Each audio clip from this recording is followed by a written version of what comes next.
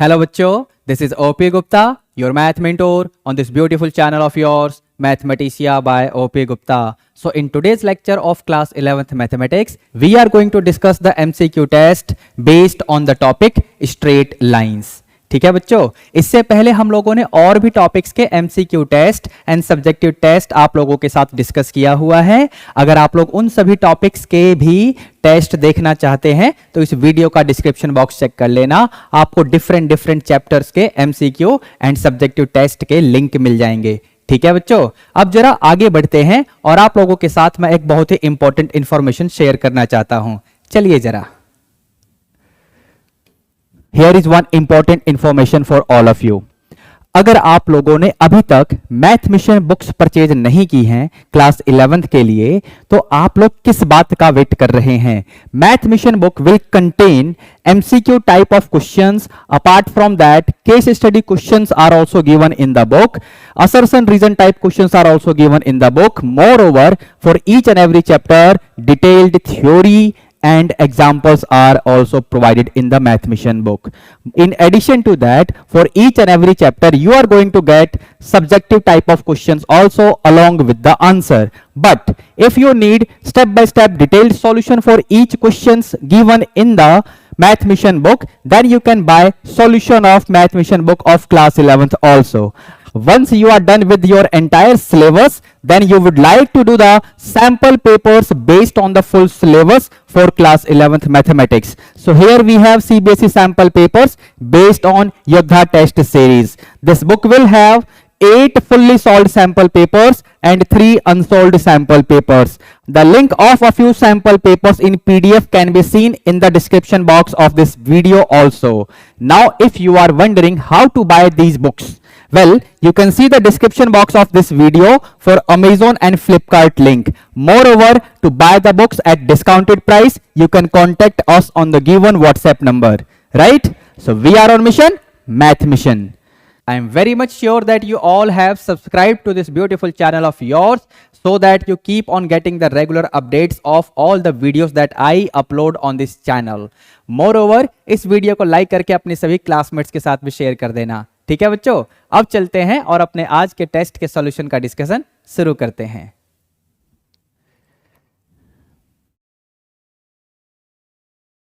So here we have our test based on the topic straight lines. Question 1 में क्या बोला हुआ है बच्चों? The angle between the x-axis and the line joining these two points is. आपको basically angle निकालना है जो कि इन दोनों पॉइंट्स को ज्वाइन करने वाली लाइन एक्स एक्सिस के साथ में बनाएगी। ठीक है, तो हम लोग क्या करने वाले हैं, सबसे पहले मैं इस पॉइंट को अगर ए बोलूं और इसे बी बोलूं तो मैं लाइन ए बी का स्लोप निकालने वाला हूं। अब लाइन ए बी का स्लोप कैसे निकलेगा? किसी भी लाइन के ऊपर अगर आपको 2 पॉइंट्स दे रखे हैं तो उस लाइन का स्लोप निकालने का फॉर्मूला क्या होता है? y2 minus y1 over x2 minus x1। ठीक है, इस फॉर्मूले की हेल्प से इसे आप x1 y1 और इसे x2 y2 बोलेंगे तो फिर इस फॉर्मूले की हेल्प से आपको क्या मिलेगा बेटा? -2 y2 की जगह -2 आ गया और y1 की जगह -1 आएगा, तो माइनस ऑफ -1 यानी +1 हो जाएगा। फिर x2 का मतलब 4 है एंड x1 का मतलब 3 है, तो डिनोमिनेटर में 1 बनेगा और ऊपर बनेगा -1। -1 अपॉन 1 का मतलब -1 ही हुआ। ठीक है, तो अगर किसी लाइन के ऊपर 2 पॉइंट गिवन है तो स्लोप निकालने का फॉर्मूला ये रहा, हमने लाइन ए बी का स्लोप निकाल लिया है। लेकिन स्लोप निकालने का ये फॉर्मूला भी तो होता है m equal to tan theta, m मतलब स्लोप। ठीक है, where theta is the angle made by the line with X axis.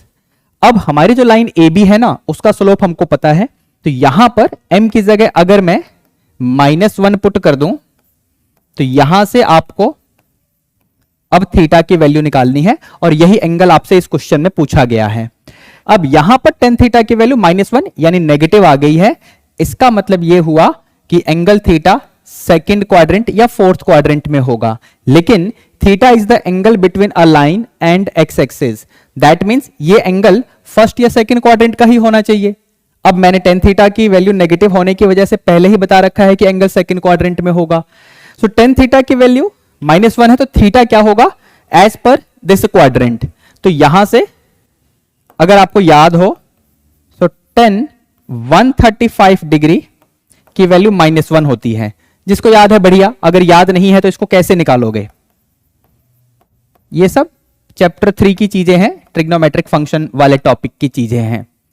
180 में से अगर आप 45 डिग्री को सब्ट्रैक्ट करेंगे तो ये बन जाएगा 135 डिग्री, लेकिन 10 पाई माइनस थीटा यानी minus theta, that means it is -1045। और 1045 क्या होता है बेटा? 1045 1 होता है, तो इसके आगे नेगेटिव पहले ही लगा हुआ है, मतलब ये -1 हो गया। किसकी वैल्यू? सो 10 135 डिग्री की वैल्यू। तो अगर tan थीटा -1 है तो थीटा 135 डिग्री वाला एंगल होगा। रेडियन में अगर हम बोलें तो 3π/4। ठीक है, तो यहां पर ऑप्शन ए को आप देख सकते हैं, ऑप्शन ए में यही लिखा हुआ है, यानी पहले क्वेश्चन का ऑप्शन ए सही हो जाएगा। ठीक है, आगे बढ़ते हैं क्वेश्चन नंबर सेकंड की तरफ। क्वेश्चन नंबर सेकंड में क्या है बच्चों? So here we have question number 2। इसमें क्या बोला हुआ है? क्वेश्चन 2 में आपसे पूछा है angle made by this line with X axis. यहां पर दो कंसेप्ट लगेंगे। सबसे पहले, अगर कोई भी लाइन इस फॉर्म में है, इसे बोलते हैं स्लोप इंटरसेप्ट फॉर्म। तो अगर कोई भी लाइन इस फॉर्म में है, यानी एक तरफ y है जिसका कोफिशिएंट 1 होना चाहिए और बाकी सारी चीजें दूसरी तरफ हैं, दूसरी तरफ यानी RHS में, तो इस समय x का जो कोफिशिएंट होगा वो स्लोप होता है लाइन का। ठीक है, तो पहले स्लोप निकालेंगे इस क्वेश्चन के लिए। तो यहां पर y को एक तरफ रखेंगे तो यह बन जाएगा -√3x + 1। चेक करके देखो इस चीज को, यानी ये जो लाइन है इसे हमने स्लोप इंटरसेप्ट फॉर्म में कन्वर्ट कर दिया है। अब इसके साथ अगर मैं कंपेयर करूं तो यहां से आपको स्लोप मिलेगा -√3, लेकिन स्लोप तो tan थीटा भी होता है, अभी पिछले क्वेश्चन में डिस्कस करके हम आए हैं। ठीक है, तो tan थीटा की वैल्यू नेगेटिव हो गई, यानी यहां पर भी थीटा सेकंड क्वाड्रेंट का ही एंगल होगा, सेकंड क्वाड्रेंट का ही एंगल होगा। और वो एंगल क्या होना चाहिए बेटा? अब अगर सेकंड क्वाड्रेंट का एंगल है तो ये तो हो नहीं सकता एंड ये भी नहीं हो सकता, यानी ऑप्शन बी या सी में से ही कोई एक ठीक होगा। अब √3 के लिए अगर मैं एंगल देखूं, एक्यूट एंगल, तो π/3 होता है, tan 60 √3 होता है, लेकिन हमको चाहिए सेकंड क्वाड्रेंट का एंगल, यानी पाई माइनस π/3 करना पड़ेगा, विच इज एक्चुअली 2π/3, यानी क्वेश्चन नंबर 2 का ऑप्शन सी सही हो जाएगा। ठीक है, कैसे किया है ध्यान से देखते रहिए। ट्रिग्नोमेट्रिक फंक्शंस वाले टॉपिक का भी यूज हो रहा है जिसमें हम लोग क्वाड्रेंट के बारे में सीखते थे। ठीक है, खैर now we have question number 3। Question number 3 is based on the concept, मतलब यहां पर आपको ज्यादा कुछ लिखने की जरूरत नहीं है, सिंपली पढ़िए, कंसेप्ट पता होगा तो आंसर करिए। क्या बोला हुआ है? 3 lines are set to be concurrent if they passes through a common point, मतलब ऑप्शन डी यहां पर ठीक हो जाएगा। अब ये कंसेप्ट क्या होता है समझा रहा हूं, ध्यान से सुनना। अगर दो लाइंस जो कि पैरेलल नहीं है तो वो पक्का एक दूसरे को इंटरसेक्ट तो करेंगी ही। जैसे मान लो ये आपका L1 है, ये L2 है, और ये पैरेलल नहीं होंगी तो कहीं ना कहीं एक दूसरे को इंटरसेक्ट जरूर करेंगी।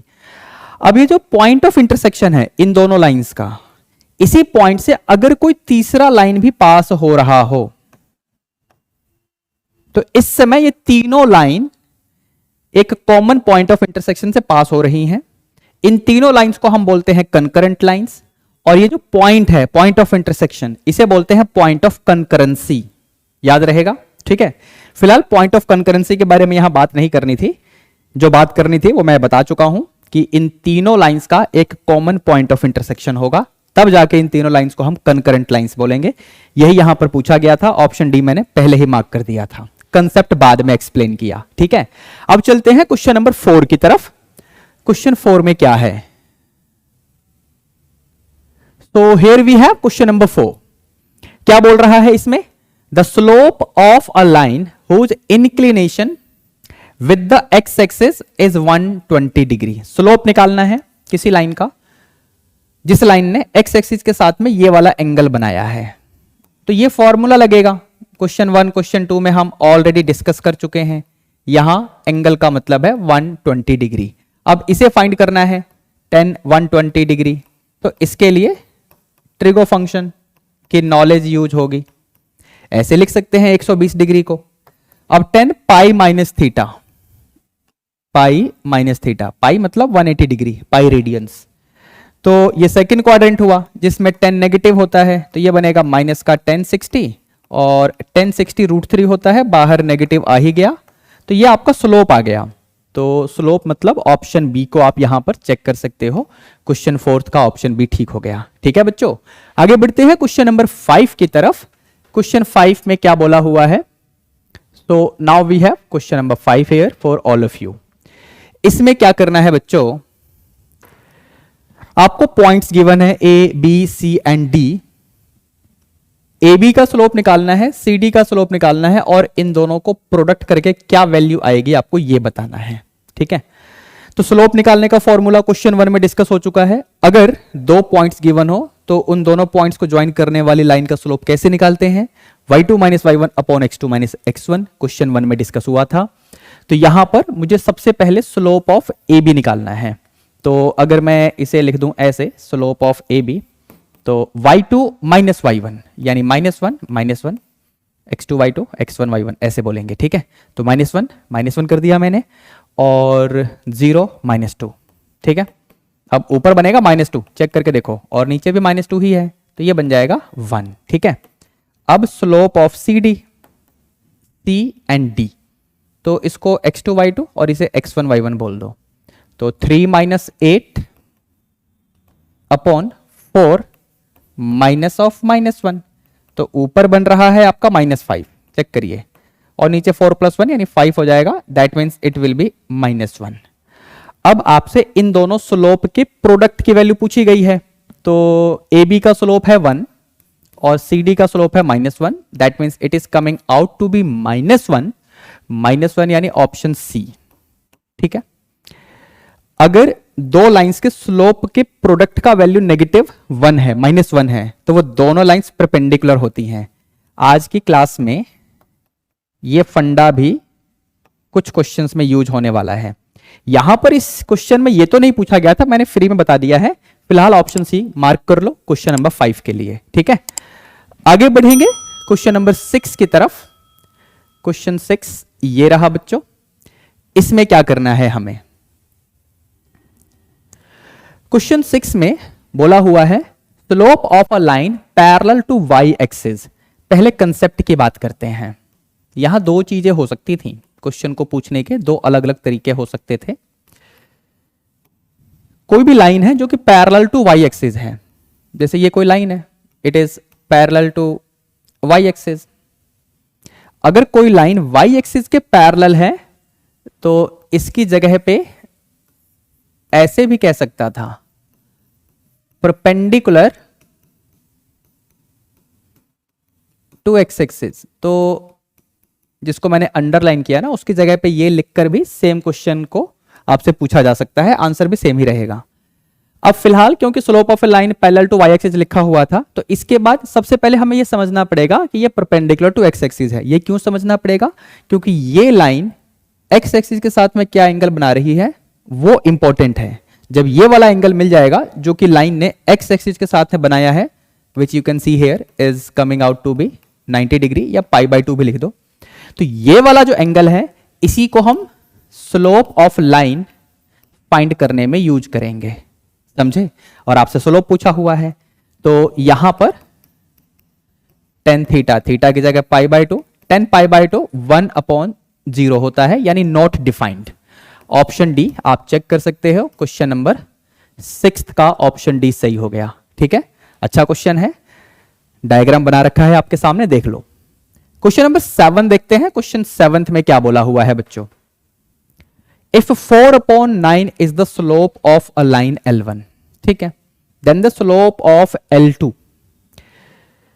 Is 4/9 if L1 is perpendicular to L2। Well, ये गलत है। दो लाइंस अगर परपेंडिकुलर होंगी तो उनके स्लोप का प्रोडक्ट -1 होना चाहिए।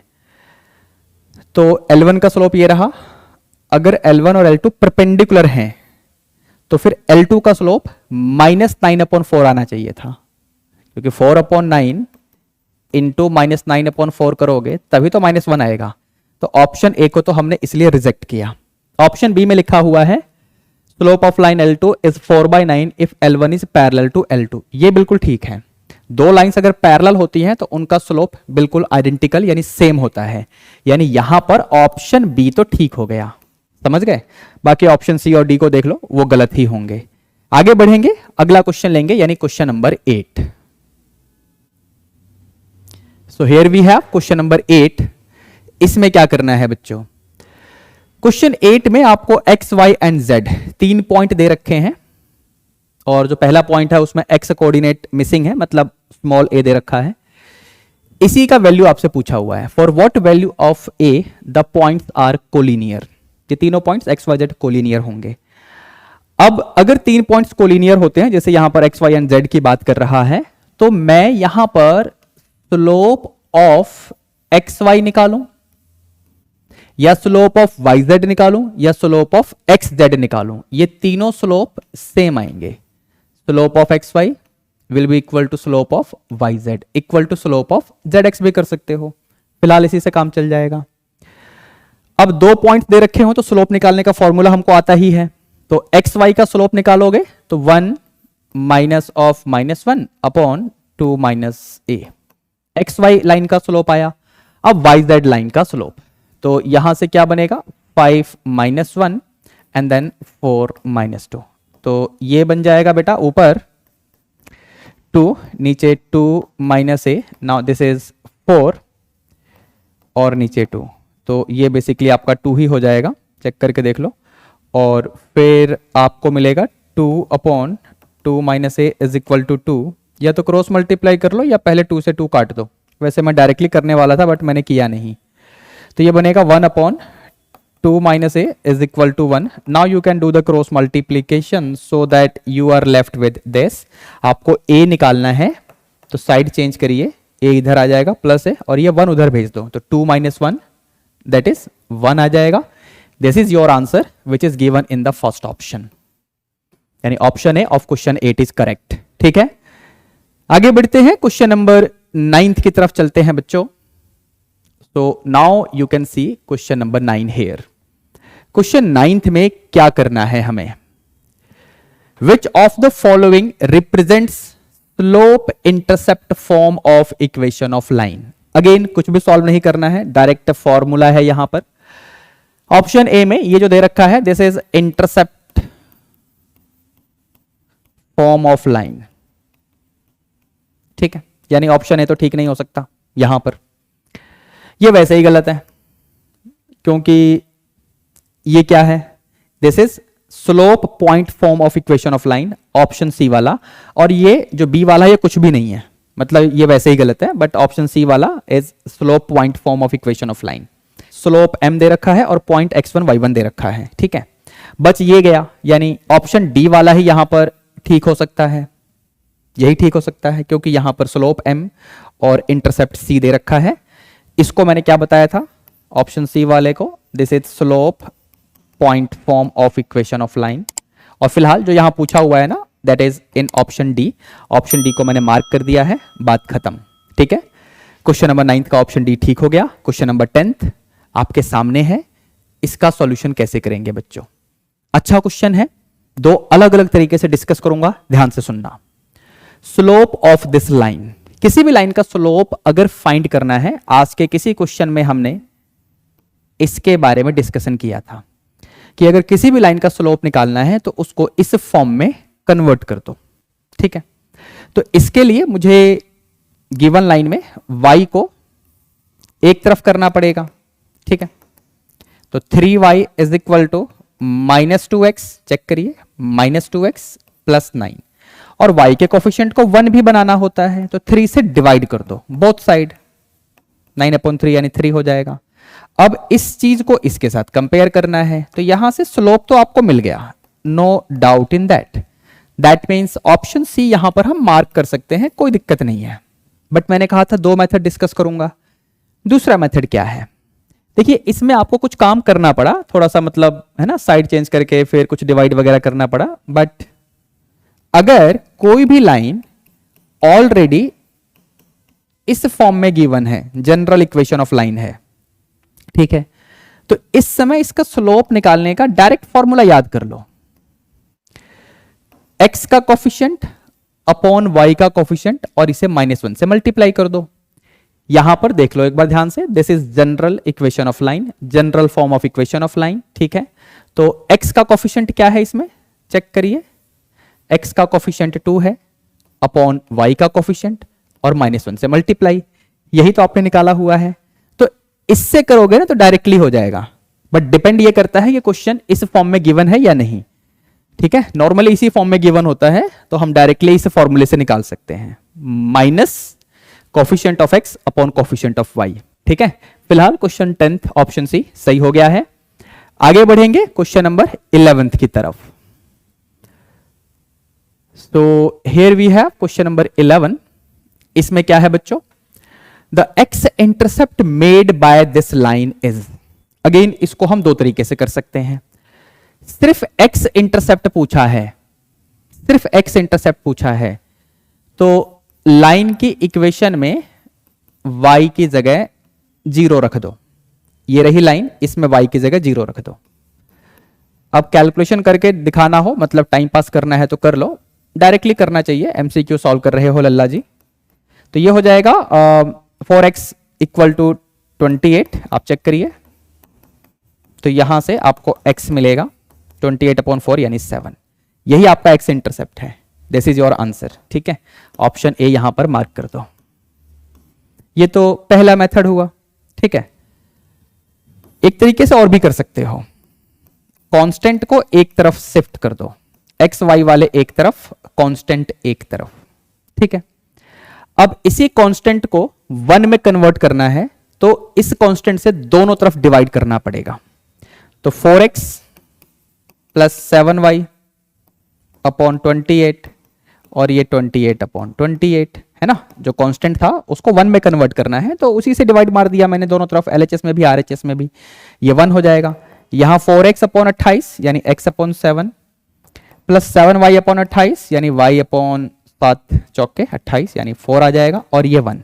Now this can be compared with the intercept form of line. अब यहां पर जो x के नीचे है वो x इंटरसेप्ट होगा लाइन का, और जो y के नीचे है वो y इंटरसेप्ट होगा, अगर पूछेगा तो उसकी बात भी हम कर सकते थे। तो फिलहाल यहां पर कंपेयर करो, a की वैल्यू आ गई 7 and this is your x intercept, ठीक है। y इंटरसेप्ट पूछेगा तो b की वैल्यू लिख देंगे विच इज 4। समझ रहे हो मेरी बात, आंसर तो हम पहले ही निकाल चुके हैं, ठीक है। एक बात और सुनना ध्यान से, इसका आप लोग मुझे आंसर करके बताएंगे इन द कमेंट सेक्शन। अगर इस क्वेश्चन में y इंटरसेप्ट पूछा होता और इस मेथड से करना होगा तो पुट x इक्वल टू 0 करेंगे या पुट y इक्वल टू 0 करेंगे, सोच समझ के बताना, ठीक है। चलिए आगे बढ़ते हैं क्वेश्चन नंबर 12 की तरफ। क्वेश्चन 12 में क्या है बच्चों, so here you can see question number 12 in front of you. a and b respectively denote the x and y intercepts made by this line। तो आपको a और b में बेसिकली रिलेशन दिखाना है, a माइनस बी या a plus B, मतलब जो भी ठीक होगा वो करेक्ट ऑप्शन देखना पड़ेगा मुझे, क्योंकि दोनों इंटरसेप्ट की बात कर रखी है। तो यहां पर जो पिछले क्वेश्चन में डिस्कस किया सेकंड वाला मेथड वो मैं यूज करने वाला हूं, यानी कांस्टेंट को एक तरफ ले जाएंगे और उसे 1 में कन्वर्ट करने के लिए उसी से दोनों तरफ डिवाइड कर देंगे, समझे। यहां पर 21/21 यानी 1 हो जाएगा, इसमें एलसीएम ब्रेक कर लो, 3 7 जा और ये 7 3 जा। तो बेसिकली x इंटरसेप्ट a है, ये आपका a आ गया 7 और y इंटरसेप्ट यानी b is 3। a minus b 10 गलत, 7 माइनस 3 4 होगा ना भाई। a प्लस बी 10, 7 प्लस 3 10, बिल्कुल ठीक है, यानी यही वाला ऑप्शन यहां पर ठीक होने वाला है, ठीक है। a इंटू बी 10 ये तो वैसे ही गलत, और a minus b 7 minus 3 minus 4 ये भी गलत, मतलब मैंने उनको भी डिस्कस कर लिया जो गलत थे। फिलहाल करेक्ट वाला ऑप्शन यहां पर लिखा जा चुका है आपके लिए, ऑप्शन बी सही हो जाएगा क्वेश्चन नंबर 12 के लिए। आगे बढ़ते हैं क्वेश्चन नंबर 13 की तरफ। Here we have question number 13th। Question 13th में क्या बोला हुआ है बच्चों, the equation of line passing through this point and parallel to x axis is. दो तरीके से कर सकते हैं इसको, एक तो विजुअलाइजेशन, डायग्राम बना के देख लो समझ में आ जाएगा, इस तरीके से भी कराऊंगा, और एक डायरेक्ट मेथड है, मतलब फॉर्मूले का इस्तेमाल करना है। कोई भी लाइन अगर एक्स एक्सिस के पैरेलल है तो यहां पर उस लाइन ने, जो कि एक्स एक्सिस के पैरेलल है, उस लाइन ने एक्स एक्सिस के साथ में 0 डिग्री एंगल बनाया होगा। तो इस समय स्लोप आ गया tan थीटा में, थीटा की जगह 0 डिग्री, तो ये बन गया 0।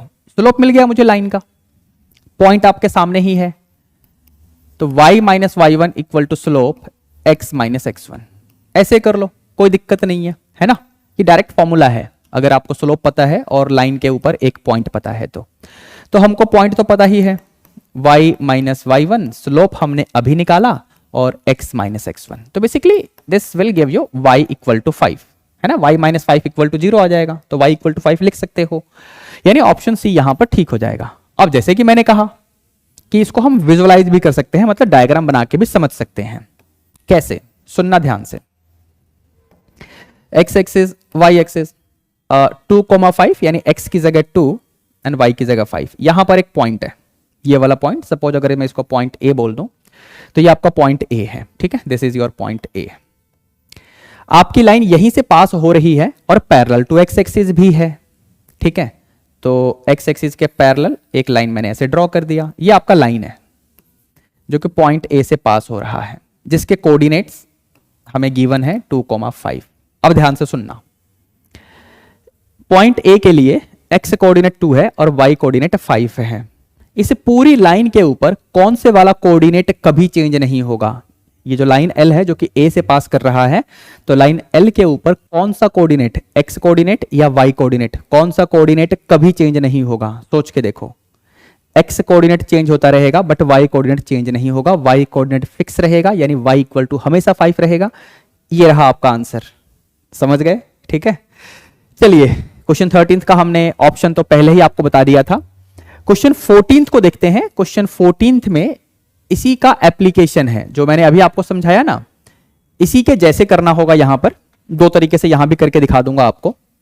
Equation of line passing through this point and parallel to y axis. अब पैरेलल टू वाई एक्सिस का मतलब होता है परपेंडिकुलर टू एक्स एक्सिस, यानी जो भी लाइन एक्स एक्सिस के परपेंडिकुलर होगी उस लाइन ने एक्स एक्सिस के साथ में π/2 यानी 90 डिग्री एंगल बनाया होगा। तो स्लोप आएगा 10 π/2 which is 1/0, not defined. Infinity का सिंबल नहीं बनाते हैं, ध्यान रखना, 1/0 लिखते हैं स्लोप वाले केस में, ठीक है। अगर 10 π/2 को लिखना है तो 1/0 लिखते हैं स्लोप।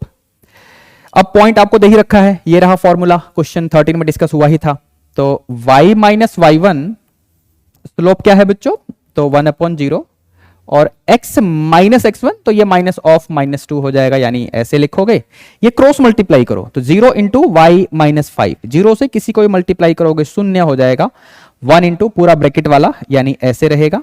तो फाइनली यहीं पर छोड़ सकते हो या फिर साइड चेंज कर दो ऑप्शंस के अकॉर्डिंग। तो x इक्वल टू -2, ये रहा आपका करेक्ट ऑप्शन, यानी ऑप्शन भी सही हो गया।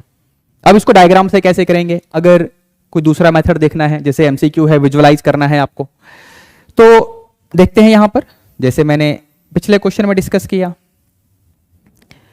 X axis, y axis, point क्या है? -2,5। सपोज इसको मैं कोई पॉइंट बी बोल देता हूं, -2,5 यहां पर आपका पॉइंट है, ठीक है, दिस इज पॉइंट बी। क्या बोला? -2,5, और जो लाइन है it is parallel to y axis, यानी ऐसे। अब जो मैंने आपसे पूछा था ना पिछले क्वेश्चन के एक्सप्लेनेशन में लाइन के बारे में, वैसे यहां भी पूछने वाला हूं। इसे पूरी लाइन के ऊपर एक पॉइंट दे रखा है, पॉइंट बी, जो कि ये रहा -2,5। एक्स कोऑर्डिनेट क्या है, वाई कोऑर्डिनेट क्या है, दिख रहा होगा आपको, ठीक है। इस पूरी लाइन के ऊपर कौन से वाला कोऑर्डिनेट कभी भी चेंज नहीं होगा? एक्स कोऑर्डिनेट सेम रहेगा या वाई कोऑर्डिनेट सेम रहेगा? सोच के देखो। तो इस पूरी लाइन के ऊपर, क्योंकि ये लाइन वाई एक्सिस के पैरेलल है, तो इस पूरी लाइन के ऊपर हमेशा एक्स कोऑर्डिनेट यही रहेगा जो कि यहां दे रखा है -2। वाई कोऑर्डिनेट तो चेंज होता रहेगा, लेकिन एक्स कोऑर्डिनेट -2 रहेगा, यानी x equal to -2। Well, answer पहले ही बताया जा चुका है, ठीक है, समझे? आगे बढ़ेंगे क्वेश्चन नंबर 15 की तरफ। So here we have question number 15। इसमें क्या करना होगा बच्चों? If a line passes through the points, दो पॉइंट दे रखे हैं तो आपको लाइन का इक्वेशन लिखना है, ठीक है। अब वैसे तो 2 पॉइंट फॉर्म ऑफ लाइन भी यूज कर सकते हो। फॉर्मूला होता है y minus y one upon x minus x one equal to y2 minus y one upon x2 minus x one, क्योंकि यहां दो पॉइंट दे रखे हैं, दो पॉइंट से पास होने वाली लाइन का इक्वेशन लिखना है।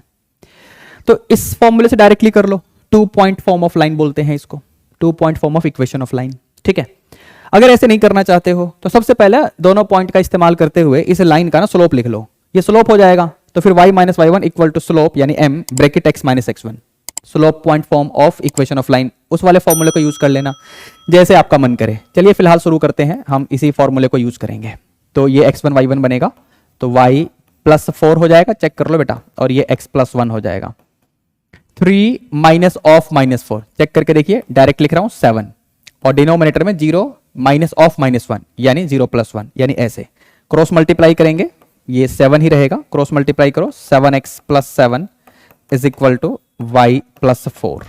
साइड चेंज करते हैं तो it is coming out to be 7x minus y, और ये प्लस 3 हो जाएगा, 7 माइनस 4 यानी 3 equal to 0। 7x minus y, 7x minus y plus 3, option D वाला ठीक हो गया। Question number 15, option D is absolutely correct, एक बार चेक करिए, ठीक है। आगे बढ़ेंगे, क्वेश्चन नंबर 16 को देखते हैं बच्चों। So here you can see question number 16 is in front of you. इसमें क्या करना है, equation of a line passing through this point and perpendicular to the line passing through these two points. एक line है जो कि इन दोनों point से पास कर रही है। तो इस पॉइंट को, एक पॉइंट को ए बोल दो और दूसरे पॉइंट को बी बोल दो। तो मैं निकालने जा रहा हूं slope of line A B. सुनना ध्यान से क्या यूज करूंगा, लेकिन उससे पहले यहां पर जो स्लोप निकालने जा रहा हूं पहले इसको निकाल लेते हैं, कंसेप्ट की बात बाद में कर लेंगे। तो y2 minus y one 5 minus 6 और x2 माइनस एक्स वन यानी 2 माइनस ऑफ माइनस 3, तो ये बन जाएगा माइनस 1 अपॉन 5, ठीक है। अब आपको एक ऐसी लाइन का इक्वेशन लिखना था जो कि इस पॉइंट से पास करेगा और परपेंडिकुलर होगा इन दोनों पॉइंट्स को ज्वाइन करने वाली लाइन के लिए, ठीक है। Perpendicular to the line passing through these two points. तो required line, line A B के ऊपर परपेंडिकुलर है, दो लाइंस जो कि परपेंडिकुलर हों उनके स्लोप का प्रोडक्ट -1 होता है। तो लाइन ए बी का स्लोप ये रहा, तो रिक्वायर्ड लाइन के लिए स्लोप क्या बन जाएगा, स्लोप ऑफ रिक्वायर्ड लाइन। तो इसका उल्टा करके, इस स्लोप का उल्टा करके -1 से मल्टीप्लाई कर दो यानी 5 आएगा। अब यहां पर बेसिकली मैंने आपको क्या समझाया कि अगर कोई लाइन L1 है जिसका स्लोप आपको दे रखा है M1, L2 का स्लोप दे रखा है M2, if L1 and L2 perpendicular हैं तो इस समय इन दोनों के स्लोप का मल्टीप्लीकेशन आप करेंगे तो ये -1 आएगा। मान लीजिए आपको M2 की वैल्यू निकालनी है, M1 दे रखा है, तो इस फॉर्मूले का मतलब होगा M2 is equal to -1 upon M1, समझे। बट आप फॉर्मूले को यूज किए बिना भी निकाल सकते हो, थोड़ा सोचना पड़ेगा। सुनना ध्यान से, जिस लाइन का स्लोप आपको दे रखा है ना उसका रेसिप्रोकल कर दो और -1 से मल्टीप्लाई कर दो, दूसरे लाइन का स्लोप निकल जाएगा अगर दोनों लाइंस परपेंडिकुलर हैं तो, ठीक है।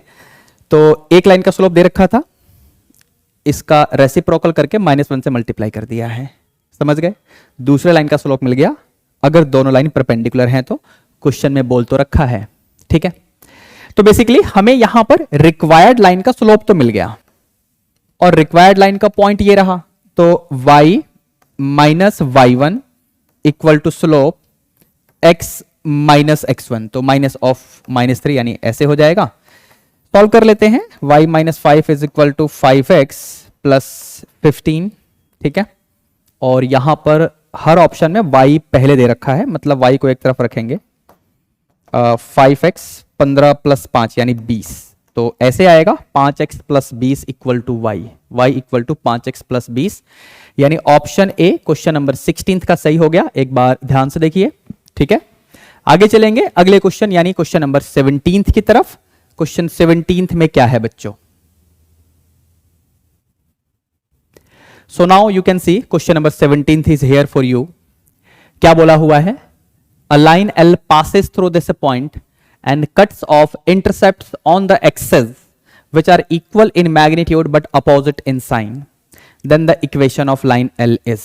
देखिए यहां पर कंसेप्ट क्या लगेगा, हम लोग intercept form of equation of line use करेंगे.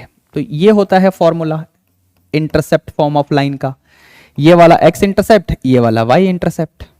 अब अकॉर्डिंग टू क्वेश्चन जो भी इंटरसेप्ट है ना, they are equal in magnitude. यानी x इंटरसेप्ट अगर a होगा तो y इंटरसेप्ट a या माइनस a हो सकता है. जिस चीज को मैंने अंडरलाइन किया है उसका मतलब तो यही हुआ, equal in magnitude.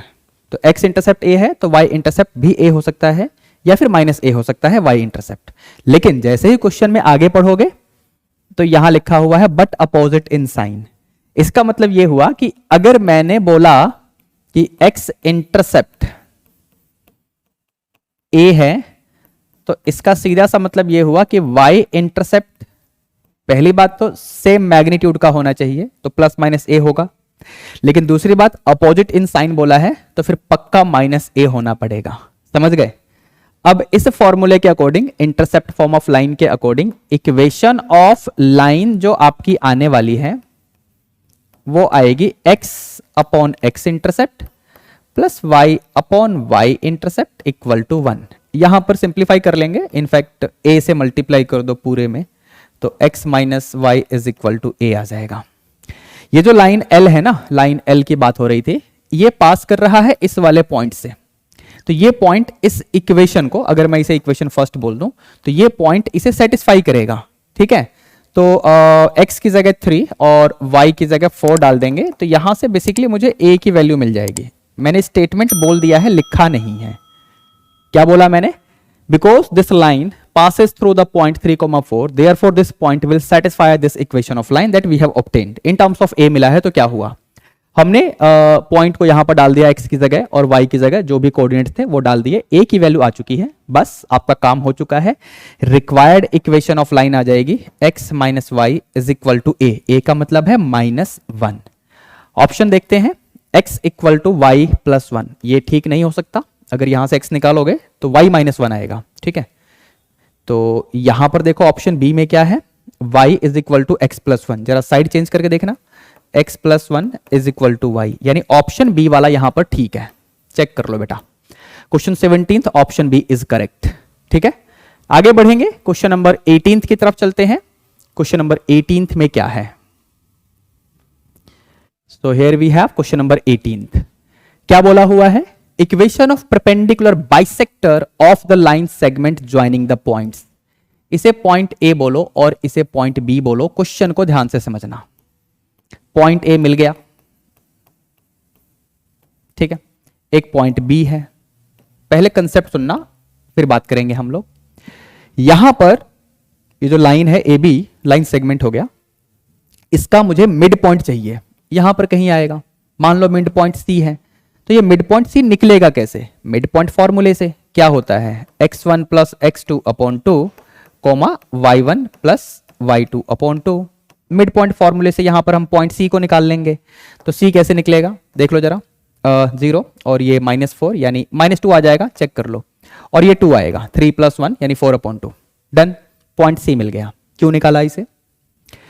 Equation of perpendicular bisector. Bisect करने वाला है एक ऐसा लाइन जो कि ए बी को परपेंडिकुलर होके सी पे मिलेगा. समझे? एक ऐसा लाइन जो कि ए बी को परपेंडिकुलर होके बाइसेक्ट करने वाला है, तो बाइसेक्ट करेगा तो मिड पॉइंट बनेगा सी, और परपेंडिकुलर तो बोल ही रखा है, परपेंडिकुलर बाइसेक्टर. ठीक है, of the line segment joining the points A and B. आपको इस लाइन एल का इक्वेशन लिखना है. ठीक है, ये जो पॉइंट सी है ये लाइन ए बी के ऊपर भी है और लाइन एल के ऊपर भी है, यानी this is the point through which the required equation of line L passes. ठीक है, अब इस लाइन एल का मेरे को स्लोप मिल जाए, बस बात बन जाएगी. कैसे मिलेगा स्लोप? तो अब मैं निकालने वाला हूं slope of A B, slope of A B line by using the formula y2 minus y1 upon x2 minus x1. So 3 minus 1 that is 2, direct लिख रहा हूं. 0 माइनस ऑफ -4 यानी ऐसे, ये बन जाएगा 1/2. अब क्योंकि परपेंडिकुलर बाइसेक्टर वाली कंडीशन तो हमने देखी है, डिस्कस किया है मैंने, बोला हुआ है कि ए बी परपेंडिकुलर होगा लाइन एल के, तो यहां से स्लोप ऑफ लाइन एल निकालने के लिए इसका उल्टा करो और -1 से मल्टीप्लाई करो, रेसिप्रोकल करके -1 से मल्टीप्लाई करो। स्लोप की बात कर रहा हूं, अगर लाइंस परपेंडिकुलर हैं तो, पिछले किसी क्वेश्चन में डिस्कस करके अभी आया था मैं। लाइन एल का स्लोप ये रहा और लाइन एल के लिए ये पॉइंट हमने निकाला है, तो इक्वेशन ऑफ लाइन एल क्या बन जाएगा बच्चों, y minus y1 equal to slope x minus x1, यानी ये ऐसे बनेगा, सिंप्लीफाई कर लेते हैं इसको, y minus 2 is equal to -2x और ये बन जाएगा -4। साइड चेंज करो जरा, तो ये बनेगा 2x प्लस y एंड +4 -2 यानी प्लस का 2 equal to 0। 2x plus y plus 2 equal to 0, पहले वाला ऑप्शन सही है, option A question 18th is absolutely correct. ठीक है, आगे बढ़ेंगे क्वेश्चन नंबर 19th की तरफ बच्चों। Question 19th here you can C is in front of you. ठीक है, इसमें क्या है, the inclination of this line with X axis. Well, ऐसा क्वेश्चन आज की क्लास में पहले भी डिस्कस हुआ है क्या? सबसे पहले मैं इस लाइन का स्लोप लिखूंगा। वेल, इस लाइन का जनरल इक्वेशन तो ये बन जाएगा √3x + 3y - 71 इक्वल टू 0। तो यहां से स्लोप इजीली मिल जाएगा। कैसे निकलेगा? x का कोफिशिएंट अपॉन y का कोफिशिएंट और -1 से मल्टीप्लाई। बेटा सॉल्व करना ऐसे मिलेगा, और स्लोप निकालने का फॉर्मूला tan थीटा से भी आता है। ठीक है, अब tan थीटा की वैल्यू नेगेटिव हो गई, मतलब एंगल तो पक्का सेकंड क्वाड्रेंट का होगा, लेकिन 1/√3 है, तो 1/√3 के लिए हमको पता है एंगल बनता है tan π/6। tan π/3 नहीं बनता भैया, tan π/6, ये 1/√3 वैल्यू दे देता है। यहां नेगेटिव है और सेकंड क्वाड्रेंट आएगा, यानी पाई माइनस π/6, एलसीएम ले लो, 5π/6, 5π/6। एंगल यहां पर बेसिकली डिग्री में गिवन है, तो 5 × π/6 यानी 30, तो ये आ जाएगा 150 डिग्री, 150 डिग्री। ऑप्शन डी को आप चेक करिए, क्वेश्चन नंबर 19 का ऑप्शन डी सही हो गया। ठीक है, ध्यान से देख लो मैंने क्या किया है। आगे बढ़ेंगे क्वेश्चन नंबर 20 की तरफ बेटा। So now we have question number 20 here. Question 20 में बोला हुआ है distance of this point from this line. ठीक है, तो लाइन का अगर मैं जनरल इक्वेशन लिख लूं तो अच्छा रहेगा। फॉर्मूला अभी आपको बता रहा हूं, ध्यान से सुनना। कोई भी पॉइंट है, मान लो पॉइंट P है, जिसके कोऑर्डिनेट्स आपको पता है, और इसका आपको डिस्टेंस निकालना हो किसी भी लाइन से। ये कोई लाइन है जिसका इक्वेशन मैं जनरल फॉर्म में लिख रहा हूं। ठीक है, तो जो डिस्टेंस है, अगर इसे आपको फाइंड करना है, ये बेसिकली परपेंडिकुलर डिस्टेंस ही होता है।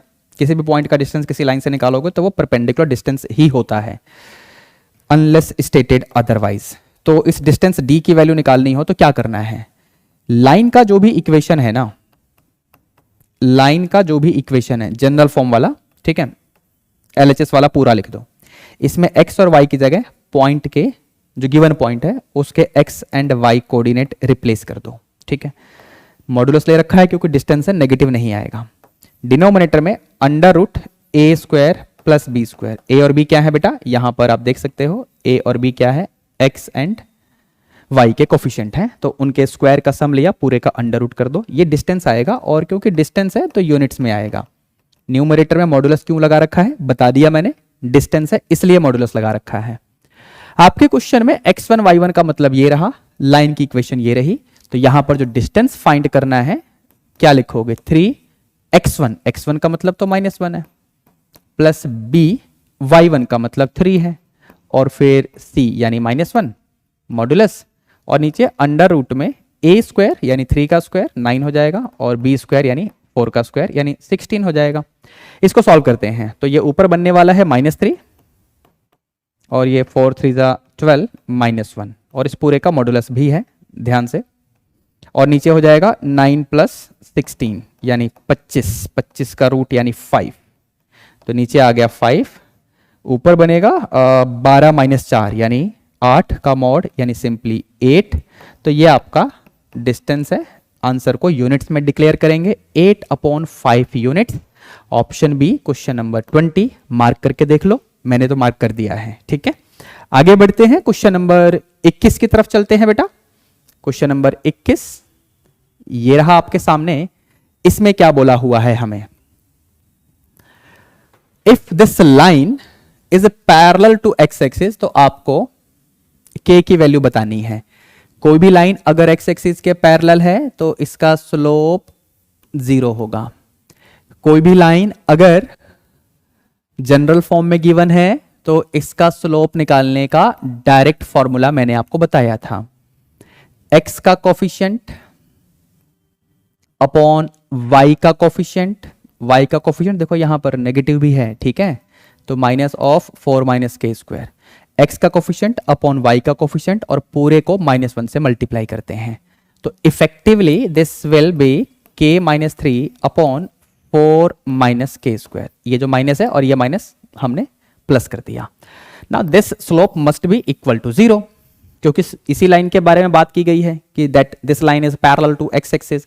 अब इसको 0 से इक्वेट कर दो, तो यहां से क्रॉस मल्टीप्लाई करते ही ये 4 माइनस के स्क्वायर स्वाहा हो जाएगा, आपको मिलेगा k माइनस 3 इक्वल टू 0। तो यहां से k की वैल्यू 3 आ जाएगी। पहला ऑप्शन चेक करिए, ऑप्शन ए क्वेश्चन नंबर 21 का सही हो गया। ठीक है बच्चों, आगे बढ़ेंगे, क्वेश्चन नंबर 22 की तरफ चलते हैं। Question number 22 is here for all of you. बोल रहा है there is a line L which passes through the midpoint of the line segment joining the points A and B। ठीक है, if the line L is, जो required line है, I think इसी का equation पूछा हुआ है, if the line L is parallel to this line, तो आपको इसका इक्वेशन लिखना है। ठीक है, एक काम करते हैं, सबसे पहले AB का मिड पॉइंट निकालते हैं। ठीक है, मिड पॉइंट ऑफ AB, तो मैंने फॉर्मूला ऑलरेडी डिस्कस किया है आज की क्लास में, x1 plus x2 upon 2, 2 plus 1 upon 2। ठीक है, y1 प्लस y2 अपॉन 2, तो ये हो जाएगा -1 प्लस 3 यानी 2 अपॉन 2 यानी 1। इसी पॉइंट से लाइन L पास करने वाला है। ठीक है, यानी पॉइंट तो मिल गया, y minus y1 equation of line L। Slope अभी निकालना बाकी है, y minus y1 x minus x1। अब स्लोप कैसे निकलेगा, यहां पर स्लोप लिखना है मुझे। ठीक है, आपकी जो लाइन L है ना, कैपिटल L जो रिक्वायर्ड लाइन है, ये पैरेलल है इस लाइन के, एंड पैरेलल लाइंस के स्लोप में क्या रिलेशन होता है, स्लोप आइडेंटिकल होते हैं बेटा। If L1 is parallel to L2 then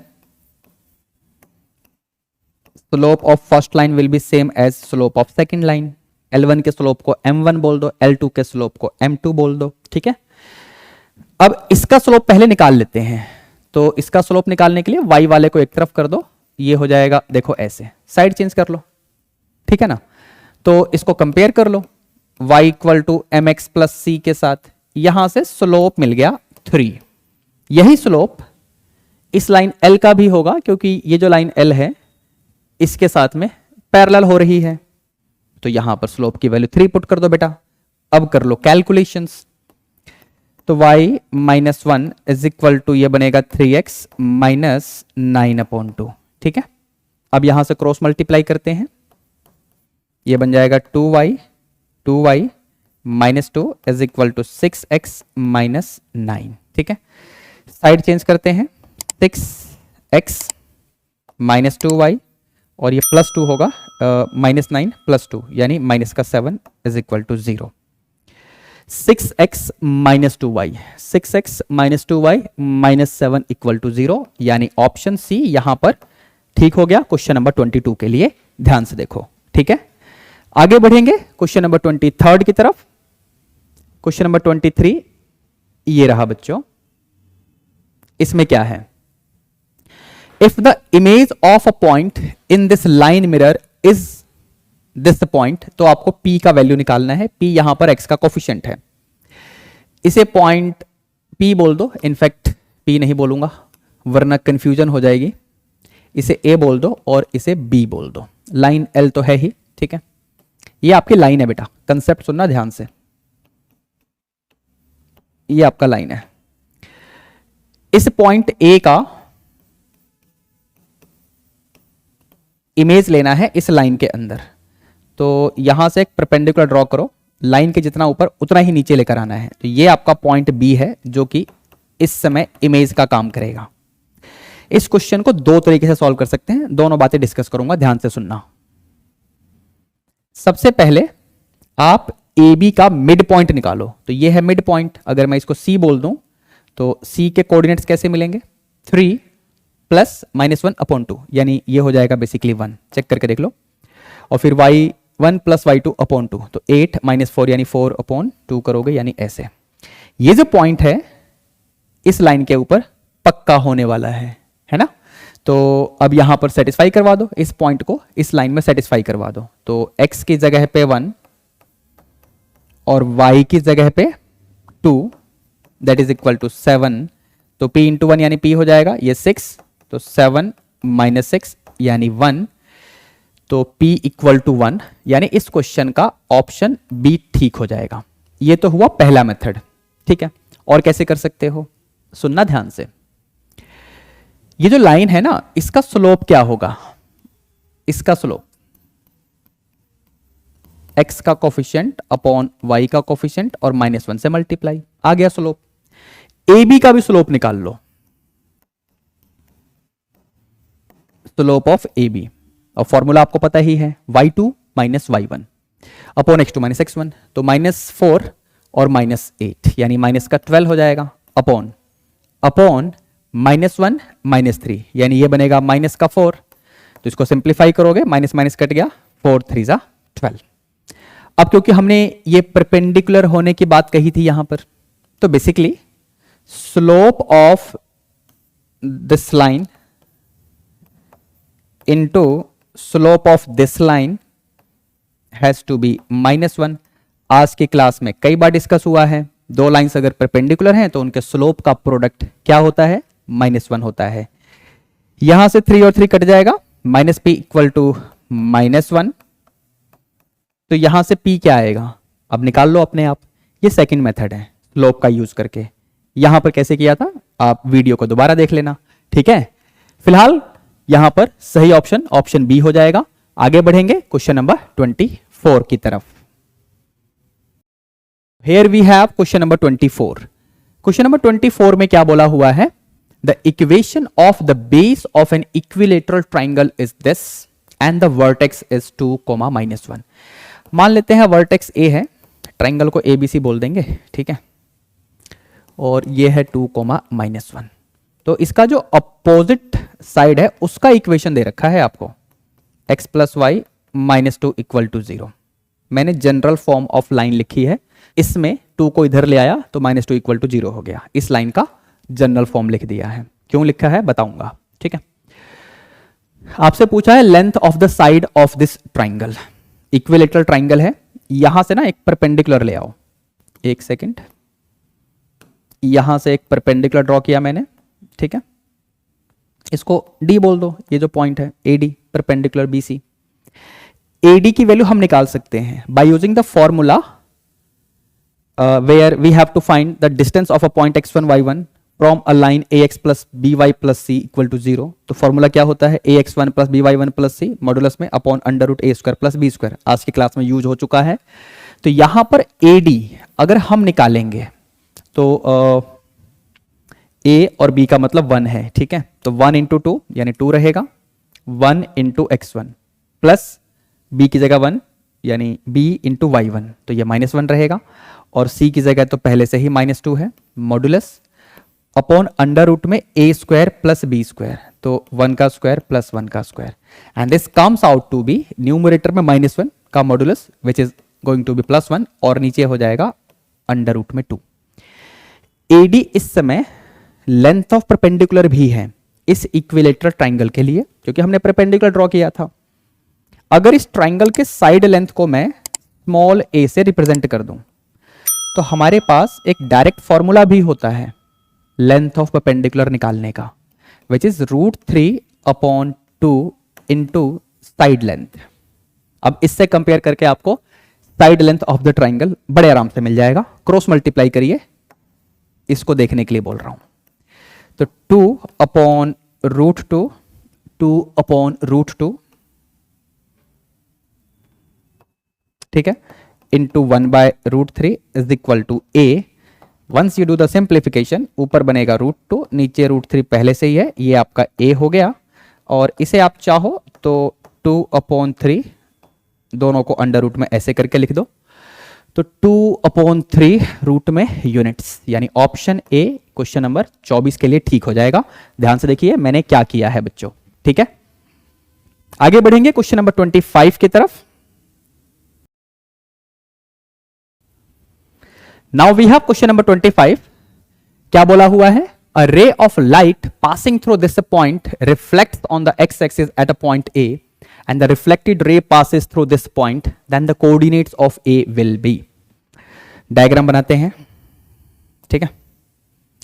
x axis, y axis, origin, एक पॉइंट है 1,2 पे, तो यहां पर 1,2, x की जगह 1, y की जगह 2, यहां पर ये 1,2 है, ठीक है। तो रे of light passing through this point reflects on the x axis at a point ए, यानी कोई रे ऑफ लाइट है, इसके ऊपर ऐसे ट्रैवल कर रही है और एक्स एक्सिस के ऊपर जाते ही पॉइंट ए मिलेगा, जहां से ये रिफ्लेक्ट होगी। और जो रिफ्लेक्टेड रे है ये किसी पॉइंट 5,3 से पास हो रही है, ये लिखा हुआ है, ठीक है। एक काम करते हैं, इसे पॉइंट बी बोल देते हैं और इसे पॉइंट सी बोल देते हैं, ठीक है। आपको coordinates of point A find करने के लिए बोला गया है, ठीक है। यहां पर एक परपेंडिकुलर ड्रॉ कर रहा हूं, जिसे हम नॉर्मल बोलते हैं, बेसिकली आप लोगों ने फिजिक्स में पढ़ा होगा, ठीक है। ये जो एंगल है वही एंगल यहां बनने वाला है। Angle of incident is equal to angle of reflection होता है, ठीक है। तो अगर मैं इसे एंगल थीटा बोलूं तो ये भी एंगल थीटा बनेगा। और ये जो मैंने नॉर्मल ड्रॉ किया था, ये सरफेस के साथ 90 डिग्री एंगल बनाता है, मतलब परपेंडिकुलर होता है। सरफेस यहां पर एक्स एक्सिस है, मतलब अगर ये एंगल थीटा है तो ये एंगल 90 माइनस थीटा होगा। ध्यान से देखना हम कैसे करेंगे। पॉइंट ए निकालना है which is on x axis, तो इसके कोऑर्डिनेट्स मैं ऐसे ले लेता हूं, स्मॉल a, 0, क्योंकि y कोऑर्डिनेट 0 होगा, ठीक है। एक्स एक्सिस के पॉइंट की बात कर रहा था, यानी ऑप्शन ए को पहले ही हटा दो, ठीक है। देख लो, क्योंकि इसमें x कोऑर्डिनेट 0 हो गया, y कोऑर्डिनेट की वैल्यू दे रखी है, जबकि y कोऑर्डिनेट पक्का 0 होना चाहिए, ठीक है ना। तुक्का भी मारो किसी क्वेश्चन में, एमसीक्यू में, तो सोच के मारना चाहिए बेटा। एनीवे, अब यहां पर मैं कैसे करने वाला हूं, ध्यान से सुनना। ये जो लाइन AC है, line AC, point A point C, तो लाइन AC के लिए एंगल विद एक्स एक्सिस क्या है? 90 माइनस थीटा। यानी अगर मैं आपसे कहूं कि स्लोप मुझे निकाल के दो AC का, तो एंगल तो आपको दिख ही रहा है 90 डिग्री माइनस थीटा। तो angle made by the line AC with X axis को हम 10 फंक्शन में अप्लाई कर देंगे, तो 10 90 माइनस थीटा आपको दे देगा कॉट थीटा, ठीक है बेटा। अब जरा ध्यान से सुनना, ये जो पॉइंट B है, तो लाइन AB का एंगल विद एक्स एक्सिस क्या है? देखो ये नॉर्मल वाला 90 डिग्री बनाएगा और ये थीटा, मतलब 90 प्लस थीटा एंगल हो जाएगा लाइन AB का। तो इसका अगर स्लोप निकालने जाओगे, slope of AB, tangent 90 plus theta. अब 10 90 प्लस थीटा, बेसिकली फंक्शन तो बदलेगा, और 90 प्लस थीटा मतलब सेकंड क्वाड्रेंट जिसमें 10 नेगेटिव होता है, तो ये आंसर नेगेटिव आएगा, ठीक है। अब अगर मैं AC का स्लोप निकालता बाय यूजिंग द पॉइंट्स, ठीक है, तो फॉर लाइन AC अगर मैं स्लोप निकालता बाय यूजिंग द पॉइंट, तो y2 minus y1 upon x2 minus x1 वाला फॉर्मूला लगेगा। 3 माइनस 0, 3 रहने दो, 5 माइनस a, ठीक है, ओके। ऐसे ही अगर मैं AB का स्लोप निकालता बाय यूजिंग द पॉइंट, तो ये क्या बनेगा? 2 माइनस 0, ठीक है, और 1 माइनस a। अब ध्यान से देखना, ये आपका कोटेंजेंट थीटा है और ये आपका माइनस कोटेंजेंट थीटा है, ठीक है। तो मैं क्या करने वाला हूं, 2/1 minus a is equal to minus cotangent theta, ये जो वैल्यू आपने निकाली है ना कोटेंजेंट थीटा की, इसको यहां पुट कर दो, तो 3/5 माइनस ए, बस। अब इक्वेशन बना के सॉल्व करना है, क्रॉस मल्टीप्लाई करते हैं। 2 इंटू 5 यानी 10 minus 2a is equal to -3 into 1 तो -3 और ये प्लस का 3a हो जाएगा। साइड चेंज करते हैं बच्चों, 10 + 3 यानी 13, 3a + 2a यानी 5a, तो यहां से a की वैल्यू आपको दिख गई होगी 13/5। a हमने यहां पर क्या लिखा था देख लो, तो पॉइंट a आपको मिल चुका है a,0 that is 13/5,0। This is your answer. कौन से ऑप्शन में है, सेकंड ऑप्शन चेक करिए, option B of question number 25 is absolutely correct. ध्यान से देखो कैसे एक्सप्लेन किया है, अच्छा क्वेश्चन है, ठीक है। Now we are going to take the questions based on assertion reason type of questions from question number 26 till question number 30। So let's move to discuss assertion reason type of questions. So here we have question number 26 जो कि assertion reason type का question है, पहला question इस test का AR type में। और assertion reason type के क्वेश्चन में आंसर किस तरीके से करना होता है बेटा, वेल ऑप्शन ए को हम तभी मार्क करते हैं जब both assertion and reason true हो and reason is the correct explanation of assertion. Option B को मार्क करते हैं अगर both assertion and reason true हो but reason is not the correct explanation of assertion. Option C को mark करते हैं अगर असर्शन ट्रू है बट रीजन फॉल्स है। Option D is marked when assertion is false but reason is true. ध्यान रखना। तो फिलहाल क्वेश्चन नंबर 26 से शुरू करते हैं। If these two lines are parallel तो आपको p + 4 की वैल्यू 0 मिलेगी। p यहां पर x का कोफिशिएंट है, ठीक है। असर्शन को हमें सॉल्व करना पड़ेगा, देखेंगे। रीजन में बोला हुआ है L1 and L2 are parallel lines then their slopes will be equal. अगर दो लाइंस पैरेलल हैं तो उनके स्लोप आइडेंटिकल होते हैं, मतलब इक्वल होते हैं। दैट मींस रीजन वाला जो स्टेटमेंट है ये बिल्कुल सही है, reason is absolutely true, right. अब यहां पर हम दोनों लाइंस के स्लोप निकाल लेते हैं सबसे पहले, है ना। तो इसका स्लोप निकालोगे फर्स्ट लाइन का, तो ये आएगा -p/6, x का कोफिशिएंट अपॉन y का कोफिशिएंट और -1 से मल्टीप्लाई कर दो, ठीक है। इसका भी ऐसे ही स्लोप निकाल लेंगे, यानी -2/3 आ जाएगा। और क्योंकि लाइंस पैरेलल हैं तो इन्हें हमें इक्वेट भी करना पड़ेगा, -2/3। एक बार सिंप्लीफिकेशन कर लो, माइनस माइनस तो कैंसिल हुआ, 3 × 2 = 6, तो ये बन जाएगा p = 4। तो बेसिकली हमें मिलेगा p -4 = 0, बट यहां कुछ और दे रखा है, यानी ये है रॉन्ग। दैट मीन्स असर्शन वाला जो स्टेटमेंट हुआ ये ट्रू नहीं है, ये फॉल्स है। असर्शन फॉल्स हो जाए, रीजन ट्रू हो जाए तो ऑप्शन डी को हम मार्क करते हैं, ठीक है। क्वेश्चन नंबर 26 हो चुका है। आगे बढ़ते हैं क्वेश्चन नंबर 27 की तरफ। Now we have question number 27। इसमें क्या बोला हुआ है, the distance between the parallel lines is given as √10 units. Reason में बोला हुआ है distance of this point from this line is. Numerator तो ठीक है, डिनोमिनेटर में ये +c² करके गड़बड़ कर दी गई है। बेसिकली √में a² + b² होना चाहिए डिनोमिनेटर में, अगर किसी भी लाइन का डिस्टेंस किसी पॉइंट से निकालते हैं तो, ठीक है ना। तो ये वाला स्टेटमेंट हो गया फॉल्स। रीजन फॉल्स हो जाए तो असर्शन को पक्का ट्रू होना पड़ेगा। Assertion true, reason false, option C यहां पर सही होगा। आंसर मैंने पहले लिख दिया है, लेकिन असर्शन को चलिए एक्सप्लेन कर लेते हैं, ठीक है। इस लाइन का स्लोप और इस लाइन का स्लोप सेम आ रहा है, यानी लाइन तो पैरेलल ही होंगी, और यहां बोला भी गया है, ठीक है।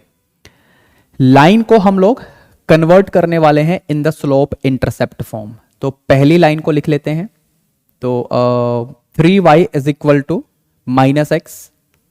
सबसे पहले आप लिखेंगे 3y = -x -1। तो यहां से y का कोफिशिएंट हमें 1 बनाना होगा, तो ये -1/3 × x और ये -1/3। ऐसे क्यों कर रहा हूं, बात करेंगे इसके बारे में, वेट करिए। सेम स्टोरी इसमें है, तो 3y = -x और ये +9 हो जाएगा। तो इस वाले में अगर आप 3 से डिवाइड करेंगे सो y विल बी -1/3 × x और 9/3 यानी प्लस का 3 आ जाएगा। ठीक है, ये जो फर्स्ट लाइन है इसे हम कंपेयर करने वाले हैं y equal to M x plus c one के साथ। तो c1 की वैल्यू आ रही है -1/3। ठीक है, सेकेंड लाइन को कंपेयर करेंगे y equal to M x plus c two के साथ। तो यहां से आपको c2 3 मिल रहा होगा। और स्लोप के बारे में तो पहले ही बात हो गई थी, स्लोप यहां पर -1/3 है। दोनों लाइंस का सेम ही आएगा क्योंकि लाइंस पैरेलल हैं, पैरेलल लाइंस का स्लोप की वैल्यू सेम होती है। ठीक है, distance between two parallel lines, एक लाइन ये है y equal to M x plus c one, एक लाइन है y equal to M x plus c two, दोनों पैरेलल हैं। तो इनके बीच के डिस्टेंस को निकालने का फॉर्मूला देखो ऐसे होता है। ठीक है, अंडर रूट में 1 प्लस स्लोप का स्क्वायर। c1 c2 पहले ही लिख चुका हूं बेटा, कहां गया c1, ये रहा, और c2 वहां पर 3 है। तो 3 माइनस ऑफ -1/3 यानी प्लस का 1/3 मॉडुलस अंडर रूट में 1 प्लस स्लोप का स्क्वायर। स्लोप क्या था? -1/3। इसका स्क्वायर करेंगे, ये रहा स्लोप, तो इसका स्क्वायर करेंगे 1/9 आ जाएगा। ऊपर बन रहा है 10/3 का मॉडुलस यानी 10/3 ही रहेगा। नीचे आप एलसीएम लेंगे तो ये बनेगा 10/9 और ये पूरा अंडर रूट में है। ठीक है, तो ये बन जाएगा 10/3 और नीचे आएगा अंडर रूट 10/3। 3 कैंसल, 10/√10 या फिर इसे हम √10 भी लिख सकते हैं। तो इन दोनों पैरेलल लाइंस के बीच का जो डिस्टेंस आएगा that will be under root 10 units, यानी दिस स्टेटमेंट इज ट्रू। और ये मैंने आपको स्टार्टिंग में ही बता दिया था, रीजन फॉल्स है तो असर्शन को ट्रू होना ही पड़ेगा। ऑप्शन सी मैं पहले ही मार्क कर चुका हूं। Now let's move to question number 28। So here we have question number 28 for all of you. इसमें क्या करना है बच्चों? The equations of the lines passing through the point 3,2 which make an angle of 45 degree with this line are given by this and this. ठीक है, reason ने बोला हुआ है the equation of the lines passing through the point x1 y1 and making an angle of theta with this line is given by this formula. Well, ये जो reason वाला statement है ये बिल्कुल ट्रू है। ये बेसिक कंसेप्ट है, अगर आप लोगों ने किया हो तो अच्छी बात है। ठीक है, यहां पर हो क्या रहा है रीजन वाले को अगर मैं एक्सप्लेन करूं, क्योंकि इसी के बेसिस पे, इसी के अकॉर्डिंग मैं असर्शन को भी एक्सप्लेन करूंगा, तो ध्यान से सुनना। किसी लाइन का इक्वेशन आपको लिखना है जो कि किसी पॉइंट x1 y1 से पास कर रहा है। ये आपकी रिक्वायर्ड लाइन है बेटा, this is your required line which is passing through a point x1, y1। Suppose ये आपकी कैपिटल L वाली लाइन है जिसका इक्वेशन आपको लिखना है। ये लाइन किसी और लाइन L के साथ में क्या एंगल बना रही है आपको ये दे दिया जाए, और इस लाइन का बेसिकली मेरे को स्लोप मिल जाए। मान लो इसका स्लोप है m, स्लोप मिल जाए मतलब या तो स्लोप डायरेक्टली दे रखा हो या स्लोप आप निकाल लो। जैसे हमारे इस क्वेश्चन में इस लाइन का इक्वेशन दे रखा है y equal to M x plus C, तो हम स्लोप निकाल लेंगे, x का कोफिशिएंट ले लेंगे। Slope intercept form of line है ये। ठीक है, अब इस लाइन का इक्वेशन लिखना है जो कि इस पॉइंट से पास हो रही है, जिस लाइन ने इस गिवन लाइन के साथ में एंगल थीटा बनाया हुआ है। गिवन लाइन का स्लोप हम निकाल लेंगे, तो इस लाइन L का इक्वेशन बेसिकली इस फॉर्मूले से आ जाएगा। x1 y1 तो पॉइंट हो गए, रिक्वायर्ड लाइन के ऊपर गिवन होंगे आपको। m का मतलब गिवन लाइन का स्लोप हो गया, और tan थीटा में थीटा का मतलब this angle between required and given line. समझ गए? इसी का यूज करते हुए मैं असर्शन को एक्सप्लेन करने वाला हूं। फिलहाल मैं बता चुका हूं कि रीजन ट्रू है। असर्शन में बोला हुआ है the line is passing through the point 3,2। ठीक है, and this makes an angle of 45 degree with this line. तो इस लाइन का स्लोप आ जाएगा 2। ध्यान से देखिए, 2x - 3 इक्वल टू y। तो y equal to M x plus C से कंपेयर करो, स्लोप की वैल्यू आपको मिल जाएगी 2। ठीक है, इस फॉर्मूले में इन सभी वैल्यूज को पुट कर दूंगा जो मैंने डायग्राम में अभी अभी आपके लिए लिखा है। देखते हैं क्या होगा। तो y - 2 upon x - 3 is equal to, slope का मतलब है 2 plus minus tan theta, theta का मतलब है 45 डिग्री। वैसे tan 45 डिग्री की वैल्यू क्या होती है बच्चों? 1 होती है ना?